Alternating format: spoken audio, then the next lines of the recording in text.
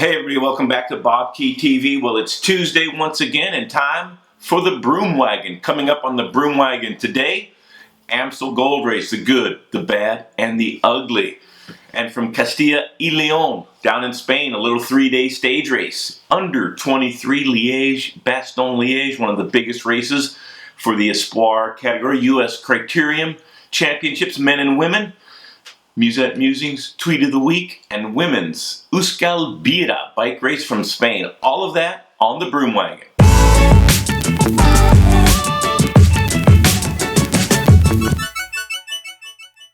All right, let's get into the good, the bad, and the ugly from the Amstel Gold Race. The good, Enrico Gasparotto delivers for the Wanty team, and a fitting tribute to his fallen teammate Antoine Demotier.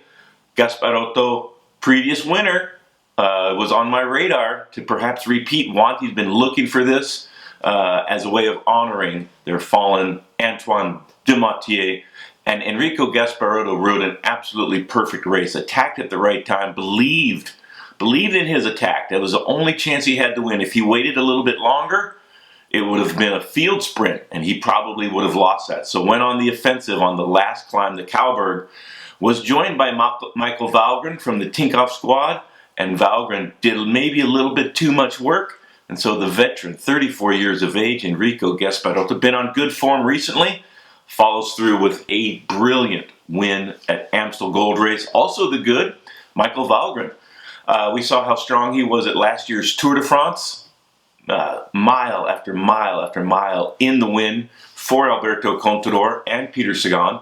And Valgren gets his first World Tour podium, second place in the race. Just a little bit, maybe tactically wanted from Enrico Gasparotto, but still a great ride by Michael Valgren. A big superstar of the future. If he continues to race this well, he has the strength and the endurance to win big, big bike races. The bad, Michael Kwiatkowski. Oh man, just no legs. They rode brilliant, he and his Sky teammates, but with tactically staying out of trouble, had the team working for him throughout the day, and just did not have the legs. He blamed it on the change in weather. The barometer dropped. It started to rain, a little bit of hail falling in the last 60 kilometers, a little bit of rain. Didn't seem to slow down Enrico Gasparotto, but nah, I have a couple of feelings about that. One, he's sandbagging for Liège-Bastogne-Liège and taking himself off of the radar. He is the defending champion of the Amstel Gold Race, so very difficult to repeat because everybody's watching your every move. He overpowered the field in last year's Amstel, but he just did not have the legs to do that again. The other possibility is that he's right. He did suffer from the change in weather, and that does happen. And if you're not physically in perfect shape, having a great day, it is easy to suffer when the weather changes so dramatically. So one of those two possibilities, and we just have to wait until Sunday for Liège-Bastogne-Liège to find out. Also the bad, Philippe Gilbert. Too much fighting in the streets with drunken, perhaps, or maybe not, depending on who you believe, drunken motorists in Belgium. Just keeps getting stranger, and Philippe Gilbert breaking a finger and just off of his best in Amstel Gold Race, a race he's won 3 times, finished 81st. So a rather disappointing result for the BMC and for Philippe Gilbert. On the good side, his teammate that was also involved in that altercation, Loic Vlingen, he placed in the top 10. So good ride by the young Belgian Loic Vlingen. The ugly, Fabio Fellini in the neutral zone before the race starts. If we take a look at this video, you can see him reach for something in his front wheel. He says it's a piece of glass he was trying to clear, and gets his hand caught between the spokes and the fork and just goes bam down, just right on his face, just landed like face plants. when you're skiing and you face plant, it's not pleasant, but the pavement is a whole nother story. And Fabio Fellini of the Trek Segafredo squad, straight out of Amstel Gold Race before it ever got started. And that is incredibly bad luck and disappointing for Fellini. He broke his nose. He had cuts and scrapes and bruising to his face, but most worrying, he has a fracture in the base of his skull because of that, and that will require further hospital doctor's visits and have to keep a very close eye on those injuries to Fabio Fellini.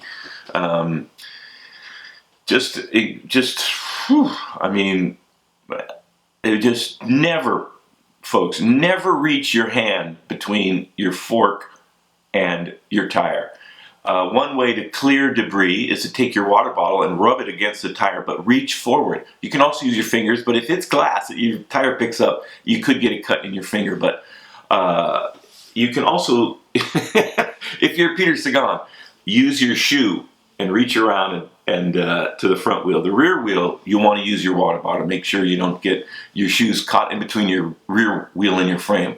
But falling forward like that, and you already have one hand that's caught in between the fork and the spokes, just no time whatsoever to protect the fall. And Fabio Fellini, best of luck in your recuperation. Hope everything is fine. On to Castilla y León, a Spanish stage race, dominated by the Movistar team. Incredible dominance there. Also the good, Alejandro Valverde, just absolutely firing, just in flames, just killing everybody, dominated the proceedings.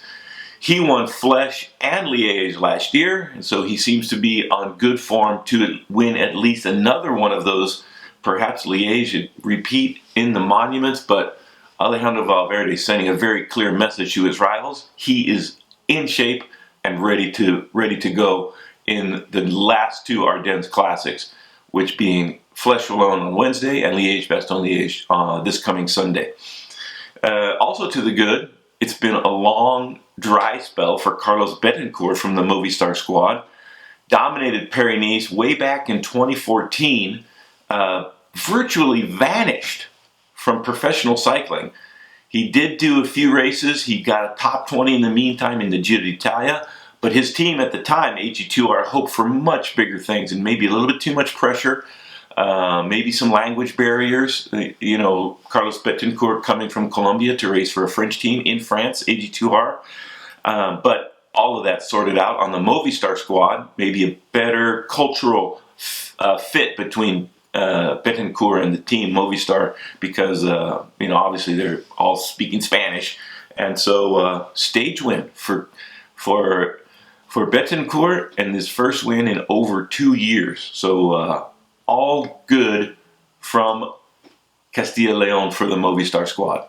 And the pro women taking part in the Euskal Bira in the Basque Country, a 5-stage race, one of the toughest on the calendar for the professional women. This race has been going on since 1988 and won by Emma Johansson this year. She won this race once before in 2013, so she repeats as champion. And a very tough stage race. Lots of mountains, bad weather. Spring in the Basque Country is always an adventure. American women also riding really well there. Megan Guarnier wins the last stage, and she moves herself up into second place in the overall standing. So great ride by Megan Guarnier. Podium in last summer's World Championships for the United States, and if I'm not mistaken, has qualified herself for our United States Olympic team for Rio. 5th, Carmen Small. D-Town, shout out D-Town. Go Durango, homie. Carmen Small, riding well, led the race, had the leader's jersey early on, and finished 5th in the overall standings. In the current time trial, our record holder, Evie Stevens, in 8th in the overall standings. So the American women racing great over in Europe. American under-23 men also having a good weekend. Logan Owen wins the under-23 Liège-Bastogne-Liège, one of the biggest races on the calendar for the under-23 riders. Logan only 21 years of age, and he comes up with the biggest win of his career. He got a stage win in last year's Tour of Utah as a very, very young professional. So congratulations to Logan Owen and the Axion squad with a brilliant win from the breakaway, a race-long breakaway, and then solos the final 20 Ks by himself to the finish line. Absolutely brilliant riding by Logan Owen in that event. U.S. Crit Championships also this weekend. The men, Bradley Huff of the Rally Cycling Team winning the Men's Criterium National Championships. Derailed the Blue Train, got the better of the United Healthcare Squad. Keogh and Murphy finish third and second respectively. But the United Healthcare women would not be denied, and Lauren Tomeo won that title and brought the jersey back to the United Healthcare squad for the Criterium National Championships. Brilliant riding in the Crit Championships by those squads, and Rally having a great weekend, second in the women's race, and Brad Huff winning the men's Criterium National Championship. So congratulations to the Rally Cycling Team. And a little bit of ugly to finish off the race review. This is from the Grand Prix de Nain. You can see the rider. This is just 2 Ks to go. And we have a little video clip. Bert van Leerberg of the Top Sport Vlaanderen squad. Not enough room, too many cyclists, 2 Ks to go, full cry. Peloton getting ready for the big bunch gallop. And so much traffic furniture all over Europe. Keeps the cars under control, but is not healthy for the cyclists. Gets around, maybe not enough course marshals, finds a second bit of this traffic furniture and can't avoid it and just goes down over the bars. Bike racing never gets easier. You just get more beat up. But for Bert van Leerberg, hopefully a speedy recovery, and we'll see him back on the open road soon. All right, everybody, and now it's time for the Musette Musings. Well, in the news, Edward Vogrenoff of the Katusha squad asking the UCI to give him amnesty after his positive for Meldonium back in January. It was announced in February. Vogrenoff's been suspended since then, pending the investigation. WADA, the World Anti-Doping Association, putting Meldonium on the banned substance list January 1, 2016.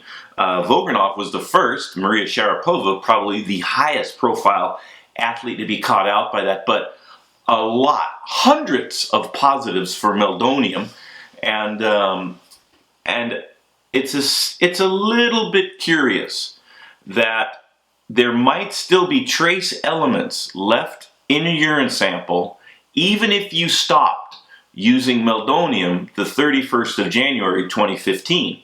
So Vogrenoff might have a legitimate claim that he stopped using Meldonium when it was added to the banned substance list.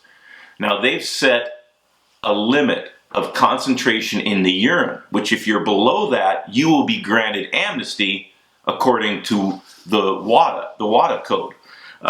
So for Vogrenoff, if he can prove that he stopped using Meldonium by the 31st of December, then I'm all for amnesty.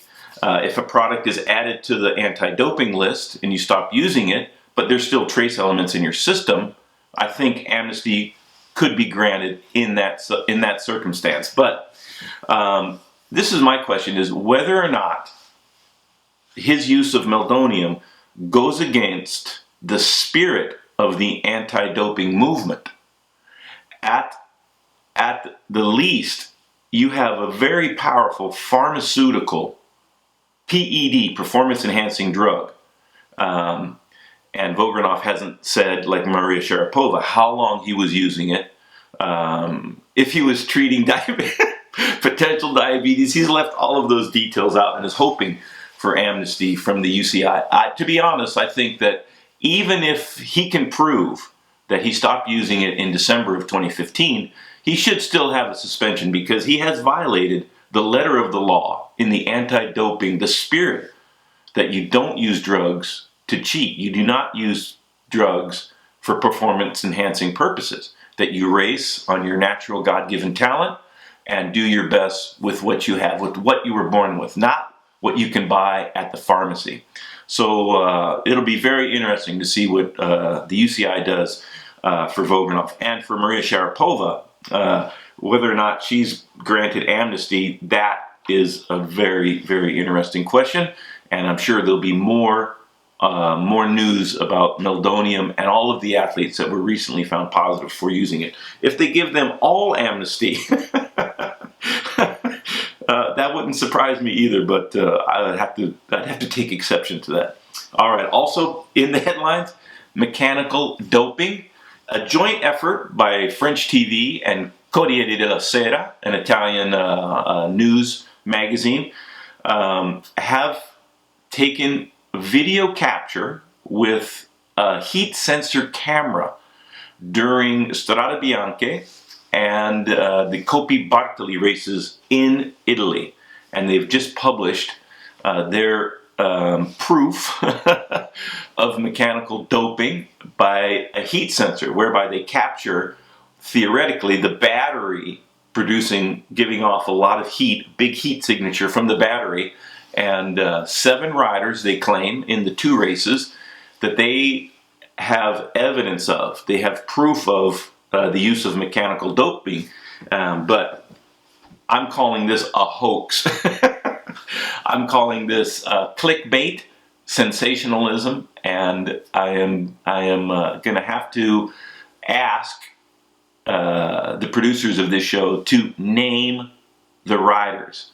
Unless they name the riders and when the video capture was filmed, and show us that footage. They do have footage of a rider with what looks like pretty emphatic proof that there's a battery in the bicycle, but he's not in the bike race, and he's just riding along down the street, and they're using that as definitive proof that riders were cheating with motors during Strade Bianche and Coppi Bartoli in Italy. But I'm going to say it's a hoax until they show the evidence and name the riders. So until then, and believe me, if it is clickbait, they did a good job. They got millions of hits on that.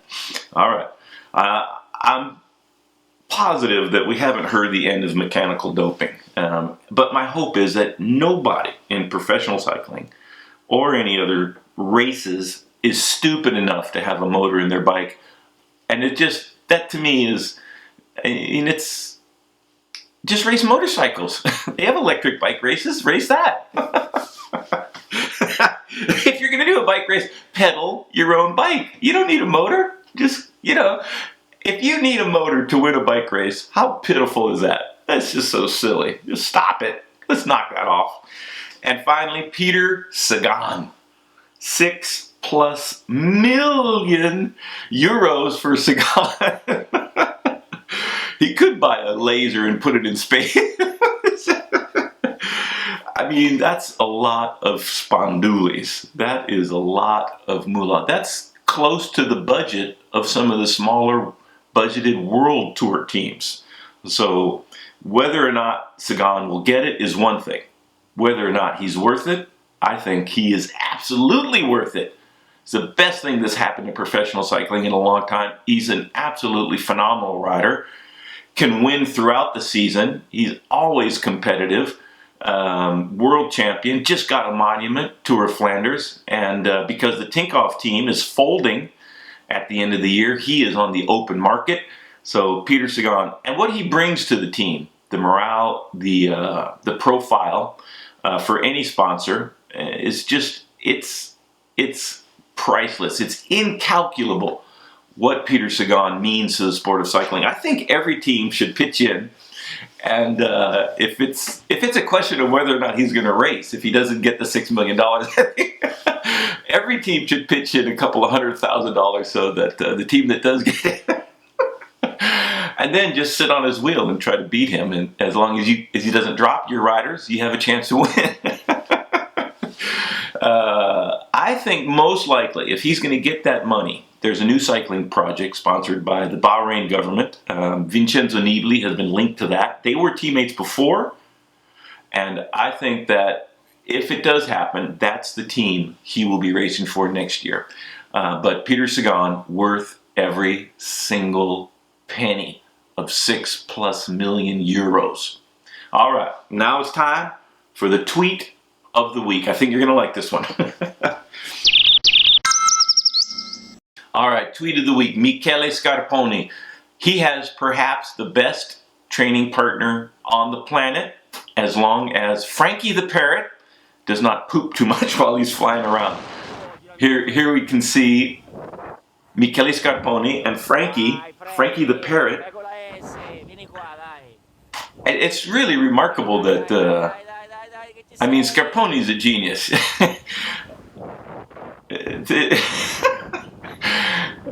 Why? This is what I think most people will wonder. Why doesn't the bird fly away when he has a chance? But birds may be smarter than people. In this one specific instance, he gets to go outside, gets to fly around, gets to feel the fresh air, the open road, the breeze, but he still has his meal ticket. He still gets regular food, even if he has to spend the night in the cage. At least he can get out, do some miles on the open road, fly around with Michele Scarponi. Scarpo, genio. Michele Scarponi.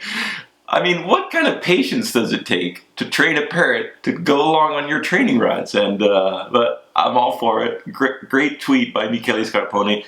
As long as he doesn't eat your energy bars while you're out on the open road, or at least not too much of them. Anyways, that's it for the Broom Wagon this week. Thanks everybody for tuning in. I read all of your comments, so please keep the comments coming. Questions, give me whatever you got. Let me know. Meldonium, mechanical doping, Peter Sagan, Amstel, under 23 Liège, best on Liège, Crit Nats, what else? Euskal Bira for the women, Castilla Leon, etc., etc. Thanks everybody for your subscriptions and your thumbs up. Twitter, Facebook. All right, you got it. See you later. I don't even want, after seeing the video, seeing the photos of Fran Ventoso's wounds, I don't want to consider what it would be like to come in contact with them, whether they're smoking hot after being used or whether they're still giant knives spinning through the air towards people's extremities. But the UCI